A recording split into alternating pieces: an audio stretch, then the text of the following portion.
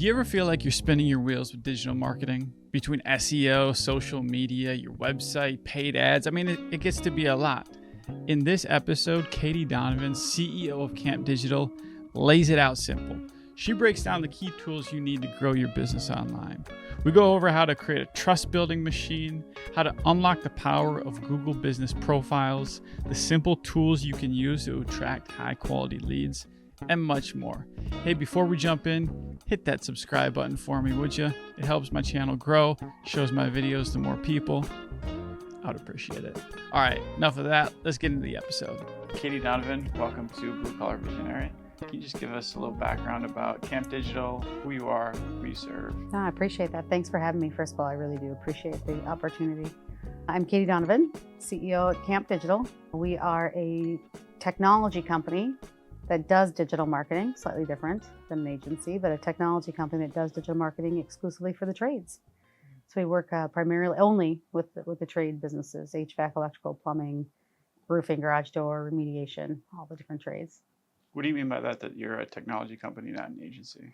So I think there's a big shift that we are lucky enough to be ahead of. So I think traditional agencies come at it from an agency approach. We come at everything technology first. So CAMP actually stands for Capacity Aligned Marketing Platform. We built technology that dials into the capacity of the business and then has marketing react to that, as opposed to marketing be at the forefront.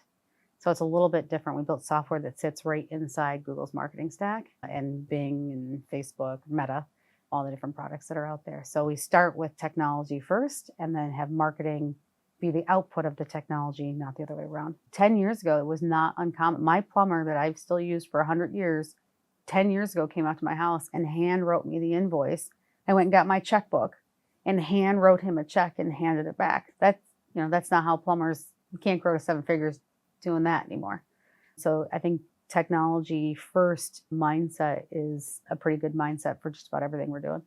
Well, let's take a step back here. And I just want to, for that person that has maybe a Squarespace or GoDaddy website, Yep. What are the fundamentals of building out their digital presence, their brand? And it all kind of blends together. Maybe just walk us through how they should think about those fundamentals. I have a controversial hot take here. And that's something that's really hard for most people in the scenario you just detailed. But you have to take a minute to say, what are my goals?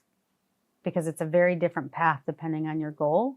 And I don't care if you're a $10,000 a month business trying to grow to $1 million, or $1 million trying to grow to 3, or a 10 million trying to grow to 15. You've got to start with your goals in mind. So for example, if my plan is to build and grow and scale, brand is incredibly important. Right? Brand's important no matter what, but brand is incredibly important where you'd prioritize that. If your goal is EBITDA driven, so bottom, like what am I taking home? You're going to have a very different plan than if I'm revenue driven. I'm just trying to grow. I want to grow market share. You and I were talking about a couple of influencers in the space before we started, and some of those guys were very revenue driven. Their goal was to expand, to grow. It wasn't bottom line driven for quite some time. Now they're switching to bottom line because they've established that growth and that market share and market penetration. So really understanding your goals. Some basic things though, talking about your friend with the tree business, I personally think is start with the fundamentals, right? Like just go to the basics. Vince Lombardi, fundamentals every day. Do you have a Google Business Profile? It's free. We were talking about how much Google made last year in revenue, yet half the page goes to a free product, Google Business Profile. Think about how important that must be for Google to give half a page to something for free. It is incredibly powerful. So building out a free Google Business Profile, second favorite word that starts with F, right? Free. I keep saying that because it's so important. Getting reviews, making sure it's complete, making sure your hours are on there, making sure you have posts on there. It's not a lot of work, but the investment is significantly worth it. If you did nothing else in the next 30 days and you don't have a Google Business Profile, or you don't know if you have one, if you go out, make sure you have it, claim it, and then start working on it, you will see a return on investment for your time, hands down. What about specifically for a website? What should be the key elements that they have on their website? One of the biggest things I think most people miss is trust, the trust factor. If you're coming to my house to trim a tree, you're coming in my house to work on an HVAC system, You're coming in my house to install a toilet or even just, basic handyman work. You're in my home. With COVID, homes changed. They weren't just my home anymore. And pre-COVID, if you remember, people were buying and selling and flipping pretty quick. Homes have become my home, my entertainment space, my education space, my workspace for many people now. So it's a lot more of a sanctuary. And I'm bringing you into my home. I have to lead with trust factors. Google Business Reviews, going back to my Google Business profile. Are you in the chamber, right? Do you sponsor your kids' little league team? Like all of those are trust factors, and getting that on the site doesn't cost you a dime.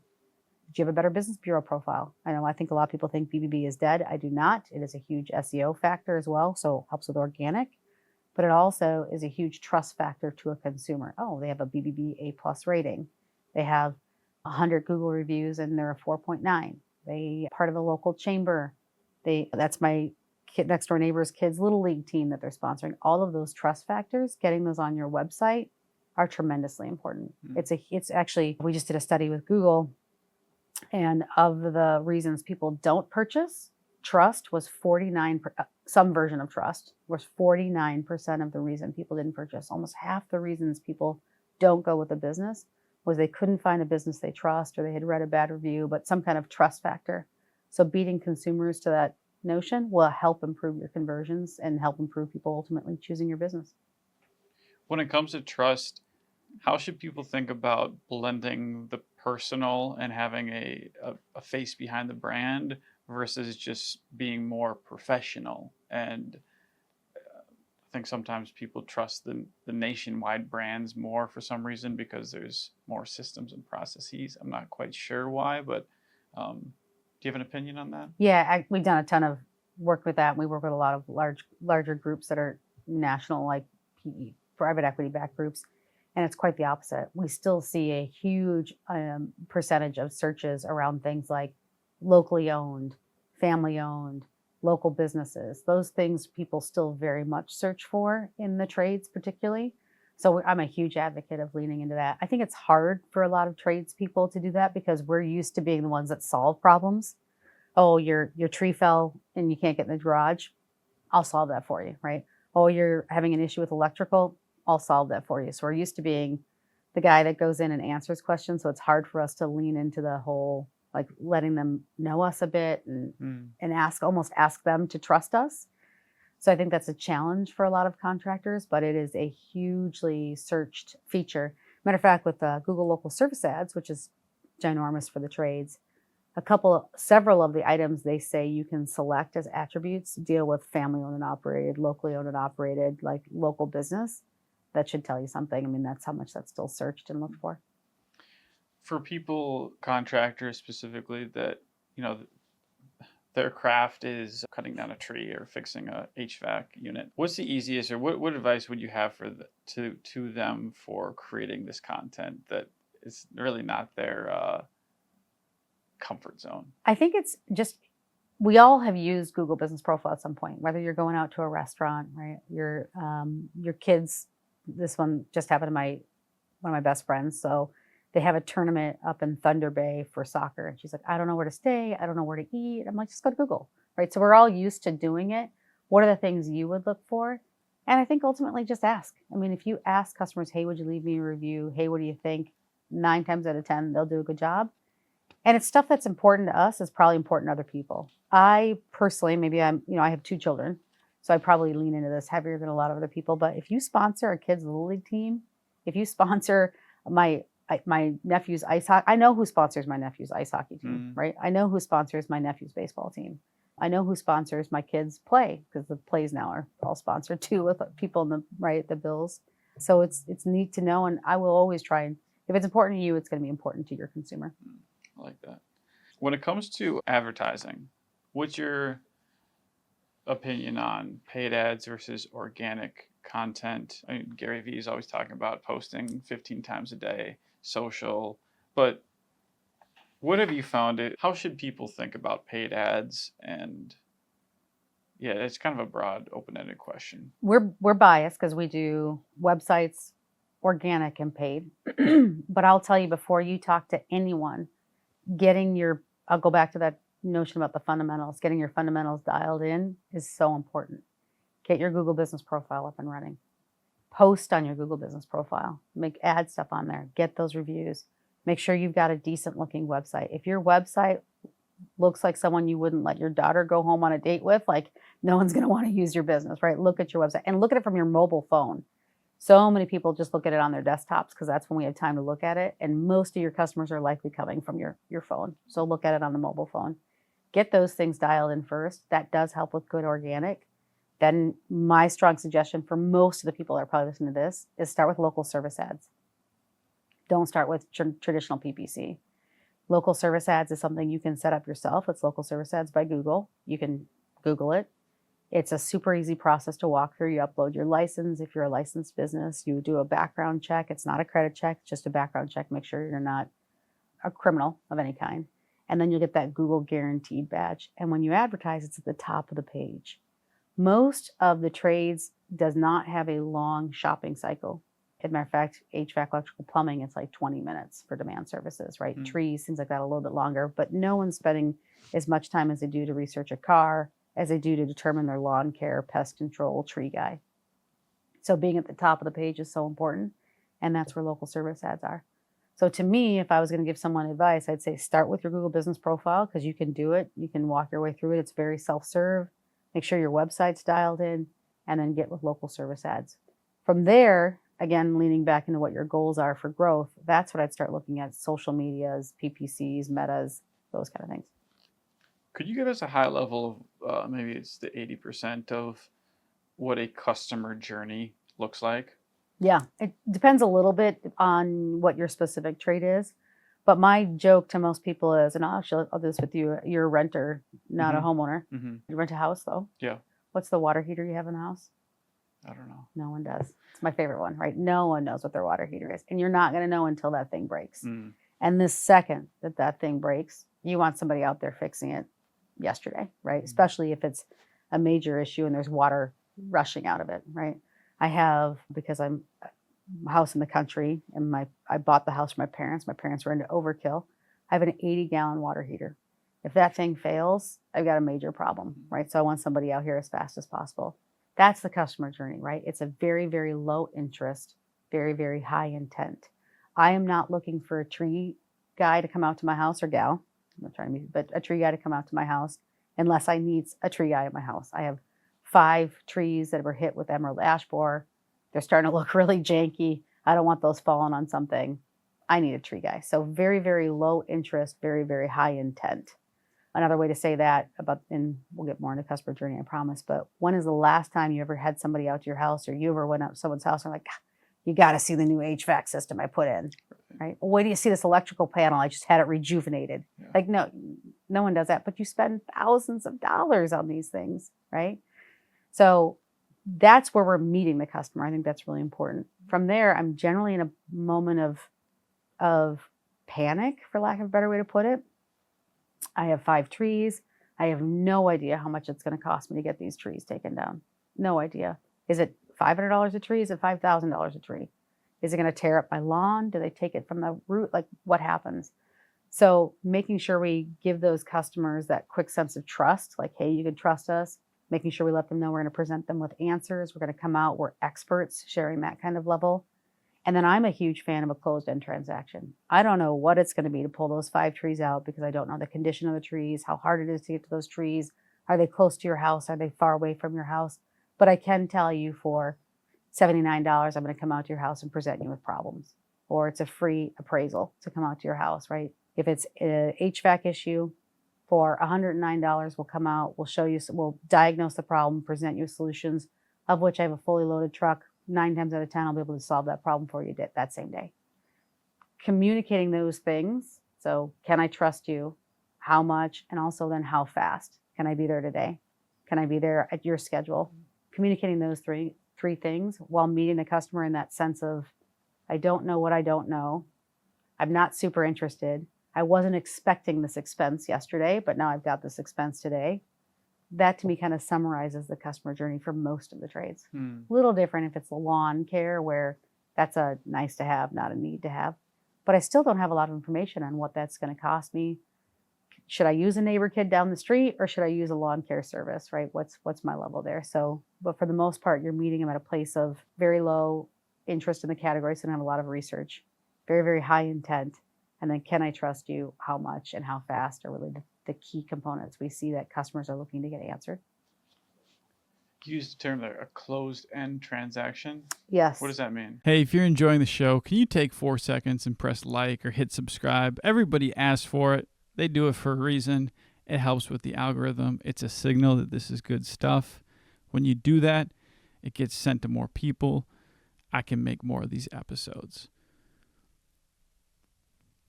All right, I'm assuming you've done it. That's about how long it would have taken to do it. Now back to the show. This is something I'm personally passionate about. I always joke if you ask 10 experts, you'll get 11 answers and 12 are probably right. But from our experience, we believe because you're meeting somebody in that place of, I have a leaking roof. Oh my God. My neighbors were telling me their roof was $65,000, right? Or my neighbors telling me their roof was $40,000. I like to give them a closed-end transaction. Hey, for $59, we're going to come out to your house. We're going to tell you what's wrong. Now I've moved that, what could it be, to a very closed-end transaction, as opposed to we're going to offer $50 off a water heater repair. How much is a water heater? You haven't eased my concern at all, right? So I'll stick with the water heater. $50 off a water heater, off of what price? And then I'm going to continue down that price. Well, I can go get one at Home Depot for $400. That's not even close to what a contractor is going to put it in, right? So that closed-end transaction for a water heater, you say, hey, for $79 or $99, whatever your dispatch fee really is, for $79, I'm going to come to your house. I'm going to figure out what's wrong and present you with options. Now I've given them one sorry about that. One closed-end transaction to focus on, as opposed to letting them continue to fear the unknown. Like that a lot. Yeah. Wow. Okay. You know how much that watch costs probably, right? You know how much your Nikes cost probably. So that's the difference in this space. We don't have any sense of what a new HVAC system is going to cost. You know, you're thinking about buying a house. Do you know what an HVAC system costs? Not until you know how many square footage, what type of output do I need? You know, am I going to go with a ductless mini split units or am I going to do with a whole home? I mean, there's all those different components. You can't really answer a lot of those on the phone. Okay, so with this kind of buying journey, it feels like social media is a lot less important. And I'm just like throwing stuff out there. I don't know at all, but I'm just thinking out loud. Like, that's like, people don't, why would somebody follow your HVAC page if they don't need it? And I want to be proven wrong here, but it's just maybe from a contractor's perspective, they want to just Google something. It's a high intent search. They want the landing page, have a couple testimonials, have a couple of pictures of your guys or girls out in the field, and a call to action or a closed-end transaction. Why would social media matter then? Social media is going to matter when you think about the trust factors, right? Anyone who thinks if you get 10,000 followers on your Facebook page, you've made it, you know, that's not even how Facebook or Instagram works, right? They'll probably still be shown to just very few people. Where we've seen a ton of success in any kind of social medias is in the marketing and advertising side of that, because you do see people go, hey, I just had a contractor at my house. He told me I'm going to need a new furnace this winter. Can anyone make a recommendation? We're looking to do a repiping in the house. Can anyone make a recommendation? My husband just got a second job. We can't keep up with the lawn anymore. Can someone recommend a lawn care? Those things do still very much come from social media. And then you want to be there when Google or when Facebook or whatever social media platform you're using reads that, so that you can advertise to that. Gotcha. So that's really where I think social media has got a really nice knack. And what's really great about that is those tend to be the larger ticket items. They don't tend to be, I think I need a tune-up, right? Very few people go to Instagram and say, hey, I'm looking for, here's my furnace picture. What do you guys use for tune-ups? That's not as common as, here's my furnace. She's on her last legs. Can you recommend somebody that does a great job on furnace installations? Besides digital, this might be a stupid question. I'm asking the digital president here, but what other marketing have you found work well works well with complementing a digital presence? I'm glad you asked because I am digital, but I do not think digital is the end all be all when it comes to the trades. As a matter of fact, we just did an event with Google. In order to help us prepare for that event, they gave us some insights they had done looking only at people who purchased in the trades. So pest control, HVAC, plumbing, security, tree trimming, all of those things. And they did a study of people who had made a purchase in the last 12 months. And on average, there was 5.5 touches. 3.8 of those touches were digital. That means the other are traditional, right? I am a huge advocate of direct mail. Not sure when this is going to run, but we just got through the presidential election. Direct mail was a little less effective during a presidential or any kind of election period, but you still only have one mailbox. I don't know how many emails you probably have, but I have a personal email. I have a work email, right? I have my old work email. I have a junk personal email. So I have at least 4, right? Most people have a lot of emails, but I only have one home address to mail things to. So I'm a huge fan still of direct mail. I think OTT television, so that's connected TVs, is an amazing brand building tool if you're at the brand building stage. Television, radio, billboards, they all play their part for sure. I think, again, it's just going back to the thing we started with, which is you've got to know your goal to know what tools to use, right? If I'm going to try and hammer in a nail, I'm probably not going to ask for a screwdriver. So you really have to understand what your goals are and then use the tools around it. But I definitely think that all of the traditional medias help significantly. You know, one of the best return on investments I've ever seen, this is going to be a silly one, but if you're not a churchgoer, probably not for you, but the church bulletins, they tend to be very, very inexpensive. And people who go to church and look at those things, take those very seriously. That's a great little traditional tool, very, very inexpensive, gives you a nice presence, also helps with trust. So there is a lot of traditional marketing out there that I think is still very, very beneficial. What's the most interesting non-traditional or guerrilla approach that you've seen out there that works? Good old-fashioned door knocking. Good old-fashioned knocking at the door. Hey, I'm at your neighbor's house.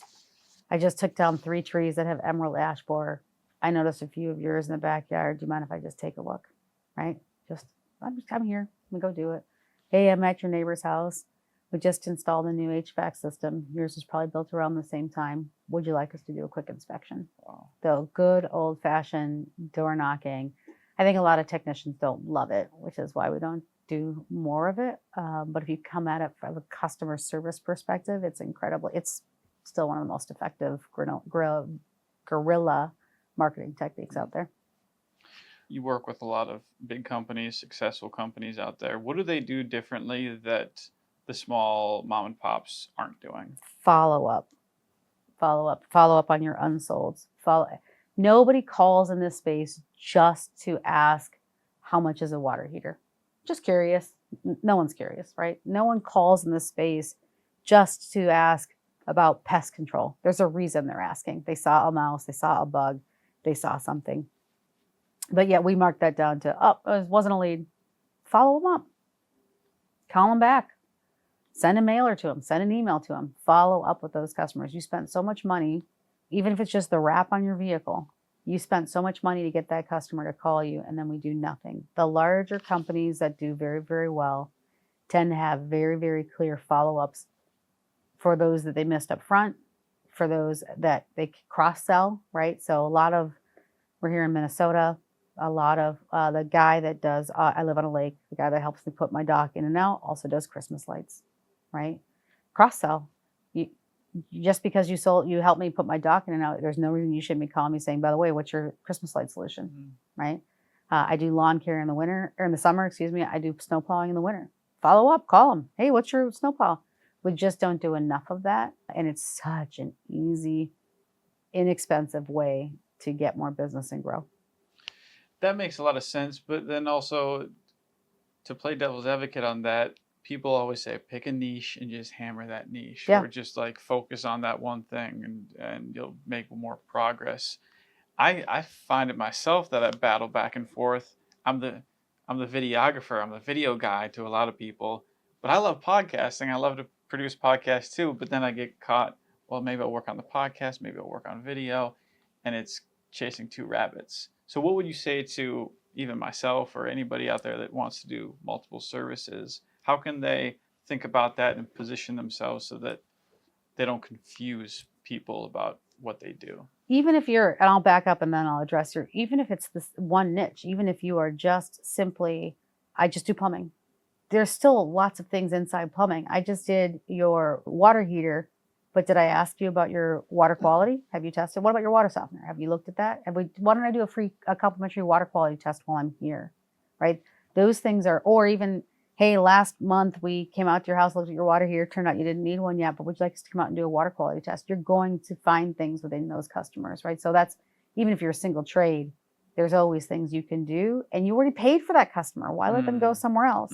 As for someone like yourself, we're talking about videographer versus podcasting. You better not leave here before saying, hey, Katie, do you have any video needs and or know people that have videographer needs? Because I do, right? Like, so even in that, you can utilize your trades to help build your own business and follow it that way too. So I am a fan of really kind of finding your focus. We just work in the trades. So I'd be, I eat my own dog food there. We do not do anything outside of the trades for our company here at camp. So I'm a big advocate and kind of find your niche, stick to it. But even there, we do multiple things inside trades or ask for referrals. Hey, I was just in your house. We have a great referral. I'm a locally owned business. I'm a small company. Do you have 5 or 6 other neighbors that you could refer? Or here's my card if you ever hear of anybody that's got a plumbing need. Oh my gosh, that is so great. You'll get that. So to me, I think you can serve both pretty efficiently. That makes sense. I guess for me, it's probably my own limiting belief or thought. Like, I don't ever want to come across as too salesy and asking too much.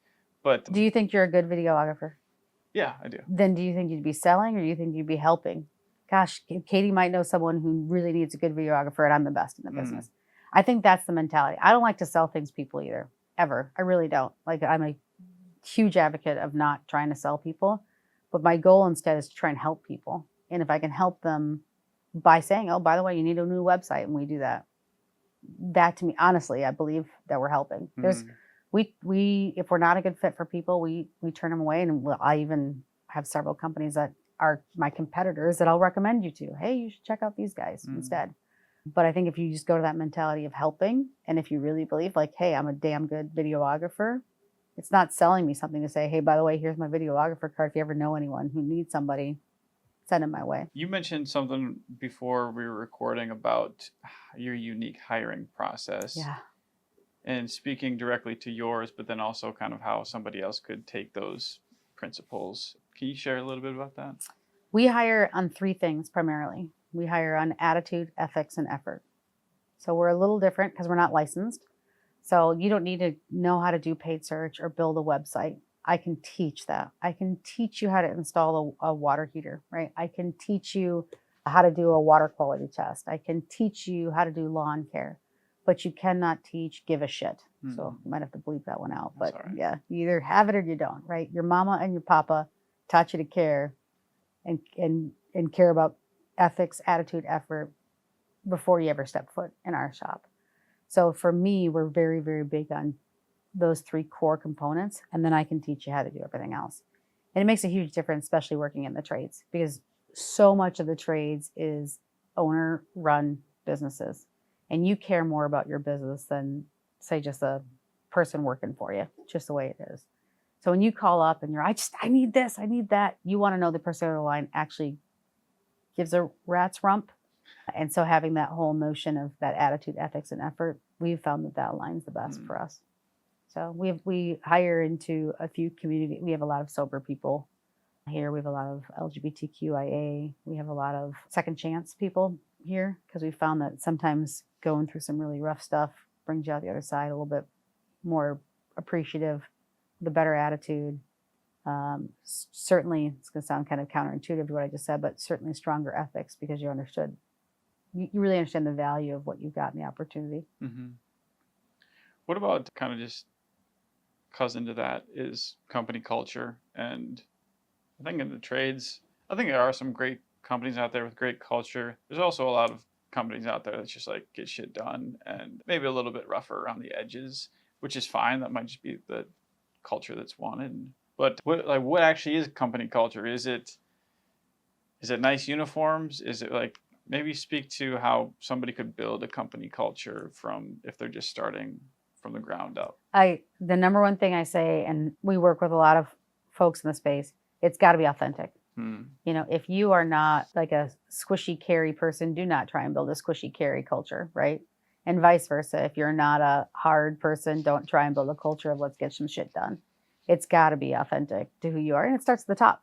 And I don't think there's a right or wrong answer, right? We tend to be a little more squishy than some of the other folks are out there, but that's just who we are and what we've done and what we build. And that's also going to be then what we attract and who we partnership with clients as well. But if you're a get shit done and like, you know, it's 5 o'clock, I'm checking out, you check out too. That's what you're going to attract for your team members. But that's what you should attract. It's authentic to your business and it's how you have the most success. So I think the number one thing I always say is your culture's got to be authentic to your style, your leadership, your values, or it's just, you can't fake that very long. This is a selfish question, but hopefully it will help other people too. You're a parent or a mother, and for the business owners out there that are newly expecting, what would be some advice that you'd have for them based on your experience? That's a big question. I don't believe there's such a thing as work-life balance. And actually, I stole this from Amazon, from Jeff Bezos. He says there's no such thing as, or how I've heard it, there's no such thing as work-life balance. There's work and there's life. And sometimes work's going to win and sometimes life's going to win. Just got to give yourself, I think, the grace to know there's some times when, I'll give you a great example. My husband's out of town. I was taking the kids to school on Wednesday. I got back to the house and my daughter's computer is there. We go to school out of our district. So I had to schlep that computer back, which meant I was late to work. And we had a meeting at the time. So I was 10 minutes late to the meeting. I called and just said, sorry. You could kick yourself in the rump. You could beat yourself up. There was nothing else I could do at that moment. And then today, I've got some meetings this afternoon. So my mother's going to pick my kids up. It's Friday afternoon. My mom's going to pick my kids up. I feel a little guilty about that, but you just have to give yourself the grace to know I'm just doing the best I can. And sometimes work wins and sometimes life wins. But those, I think, that aim for that work-life balance, it's never balanced. One's always going to kind of win over the other, but just give yourself the grace. A couple other just high-level questions. Goal setting and vision and getting clear on what you want. I'm going through it right now, and it's tough to get clear on what I want. And it changes. All the time. What's your process for goal setting and that sort of thing? We use a tool here called EOS. I don't know if you've ever heard of it. We're big on EOS. And one of the things that it converted me for is they say take an hour, a clarity break, an hour a week. So I actually put a clarity break in my day because I'm like, oh, I'll do it at night. And you don't really do it at night. So I put an hour every Thursday in my calendar. And I literally just let myself think about those things. I start by reorganizing all my to-dos because I am a very task-driven person. And then from your to-dos, you start realizing the bigger projects and then goals and what I need. I organize my calendar at that time too. So I see when my kids' events are, because I will not miss my kids' events unless I have to. So I put my kids' events in. So I think a lot of times it's just giving yourself that 1 hour, 2 hours, 10 minutes, whatever it is you need in your schedule to say, I'm just going to use that time to actually think about these things and give yourself permission to do it. And it changes. And I like it weekly because it does change. It changes from week to week. It changes from time of year. It changes as your company grows and your role changes in your companies. You know, a lot of the contractors you were talking about, as you go from, you know, maybe the 7, 8 grand, 10 grand a month to $1 million company, your role will change. And that is so hard to recognize unless you give yourself time to recognize it. It's like with your kids, all of a sudden you look and they're older, like, when did this happen? Because you're living through it. So giving yourself an hour to really say, what am I needed on? What am I working on? What is really going to move the needle? What do I want out of this every single week is, I think, been a game changer for me. What are some of the most influential books or impactful books that have helped you grow? This one's a little weird, but Marcus Aurelius' Meditations. It's not a meditations book. He was a Roman emperor years and years ago, but he's got a lot of really great stuff in it. I absolutely love that book. I go back to it pretty regularly. If you're an EOS person, you have to read Traction by Gino Wickman. And then I spent a lot of time reading a lot of the trades. I'm a nerd and read a lot of like Google's releases. I read a lot, but that keeps me in the loop on what's happening in the space. I listen to a lot of podcasts. Shout out to a lot of the great podcasts that are out there. And that helps me really understand what our customers are saying, even when our customers don't say it to me. You know, you'll hear it in some of those podcasts. So I spend a lot of my time doing that, probably even more than reading traditional help books. What 1 or 2 podcasts come to mind? Can't Stop the Growth by Chad Peterman. I was telling you a little bit about that one earlier. I absolutely love it. I align very closely with his way of thinking and how he approaches the trades. So I love that one as well. Tommy Mello's got a great one. Love Tommy's. I like Tommy's because they tend to be a little less rehearsed sometimes. And so you get some really great stream of consciousness from him from time to time. And I absolutely love that. Cool. Yeah. I'm trying a new section. Okay. I heard this woman say the other day at a meeting, she's like, I shouldn't be telling you this, but this is what we're doing with AI or whatever. Do you have any tips, tricks, anything like, it's like, I shouldn't be telling you this, but this is a really cool thing that we're seeing? I am the worst at keeping secrets. So I keep no secrets. Isn't that terrible? So I don't think there's anything I shouldn't be telling people or don't tell people. I also believe really strongly in the trades. The trades are the backbone of the country. Where else can you, there's a great story of a guy we work with named Aaron Gaynor. He's at Eco Plumber. And he talks about it. So he dropped out of school in 10th grade. Man's running a $75 million shop now. Like, where else can you do that, right? And you don't even have to get to 75 million. You could be running, I was talking to a guy the other day who's got a fireplace company, and he's like, oh, I'm only a $2 million shop. I'm like, Richard, $2 million. Most companies don't get over $1 million. Less than 15% of companies get over $1 million. Less than half companies get over 5 years. I'm like, you're already a unicorn in the space. Like, what an amazing thing. So I'm such an advocate of the trades. I don't really keep a lot of secrets. I would say I think the best kept marketing secret that a lot of people don't talk about is those fundamentals. You don't have to get crazy. You don't have to spend a lot of money.